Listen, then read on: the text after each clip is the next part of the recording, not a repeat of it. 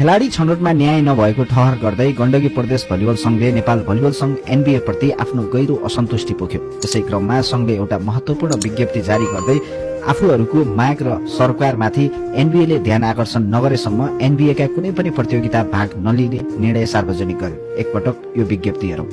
गण्डकी प्रदेश भलिबल संघद्वारा जारी गरिएको विज्ञप्तिका मुख्य अंशहरू म तपाईहरुलाई एकपटक सुनाउन चाहन्छु। हालैको राष्ट्रिय टोली प्रक्रियामा देखिएको पक्षवादपूर्ण व्यवहार र खेलाडीको योग्यतालाई अपेक्षा गरिएको घटनाप्रति हाम्रो गम्भीर असहमति छ। नेपाल भलिबल संघले गण्डकी प्रदेशको योगदान र खेलाडीहरूको प्रतिभालाई उचित सम्मान र ध्यान आकर्षण नगरेसम्म हामीले तत्कालका लागि एनबीएद्वारा आयोजित कुनै पनि प्रतियोगिताहरू सहभागिता नजनाउने निर्णय गरेका छौं। यस अडानका कारण नेपाल भलिबल संघले घोषणा गरेको आगामी प्रतियोगितामा गण्डकी प्रदेशको सहभागिता निश्चित नभएको हो। गण्डकी प्रदेश भलिबलका लागि एक शक्तिशाली आधार क्षेत्र मानिन्छ। यसको अनुपस्थितिले प्रतियोगिताको रौनक र प्रतिस्पर्धात्मकमाथि ठूलो असर पार्न सक्छ। त्यसैले सबैको ध्यान अब नेपाली भलिबल तर्फ छ। के एनबीएले गण्डकी प्रदेशको यो गम्भीर ध्यान आकर्षण सम्बोधन गर्ला र उनीहरूलाई प्रतियोगितामा फर्काउन पहल गर्ला?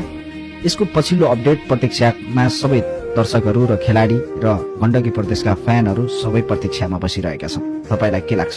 गण्डकी प्रदेश उक्त प्रतियोगिता खेल्न सक्छ या सक्दैन? तपाईको आफ्नो महत्त्वपूर्ण भनाई हाम्रो कमेन्ट मार्फत लेख्नुहोला।